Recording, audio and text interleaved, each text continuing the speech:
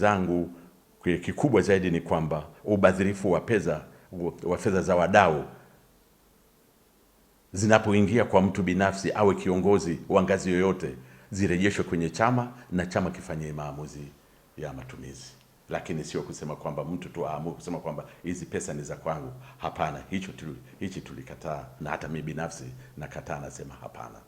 Kwa hiyo nashauri kwamba katibu mkuu aunde tume ya yote yanayozungumzwa kwenye mitandao, kwenye vyombo vya habari na nini, aunde tume ambayo huyo mtu aliyekuwa anatuhumiwa kwa namna moja au nyingine asimame, akae pembeni, naona ile tume ichunguze, tupate jibu, halafu lile jibu ndo lituletee maamuzi sahihi ambayo tunaweza tukakaa, ili asitokee mtu mwingine tena akafanya tatizo kama hili na lisirudie tena, kwa sababu hiki chama hakiko kwa ajili ya sisi viongozi tu ama kwa ajili ya viongozi walioko juu tu. Hapana, hiki ni chama ambacho ni kwa ajili ya wanachama wote na ni tegemeo kubwa kwa Watanzania. Hayo yanayoendelea ndani ya chama, kuonekana kwamba tuna misimamo ambayo imekuwa ni migumu kiasi ambacho mwenzetu anazidi kukaa ndani, kwani chama kinapata tija gani?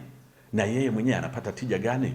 Kwa nini tusiongee na wale watu waliomtuhumu, ili yani sisi kama baraza la wazee, kwa sababu pale tulikuwa na kikao cha baraza la wazee, kwa nini tusiongee kama baraza la wazee ambayo sifa yetu kubwa ndani ya chama ni kushauri, kwamba tushauri, tuwaambie kwamba jamani, tunaomba basi, au pengine ikizungumza kuomba, tuna kauli moja kuonyesha kwamba hatupigi magoti, lakini tunashauri kwamba kuna haja ya kuweza kukaa tukazungumza, ili yule mtu atoke na sisi mambo yale yanayotukwaza yaondoke, ili tuendelee katika siasa za pamoja, kwa sababu yani mwisho wa yote Tanzania itabaki moja na Watanzania wote watakuwa kitu kimoja. Sasa kama itakuwa hawa watizame kulia, hawa watizame kushoto, hii tunayaona sasa hivi, huku nyuma hatukuyaona. Mimi kwa umri wangu, ingawaje sio umri mkubwa sana, lakini nakubali kwamba ni umri mkubwa.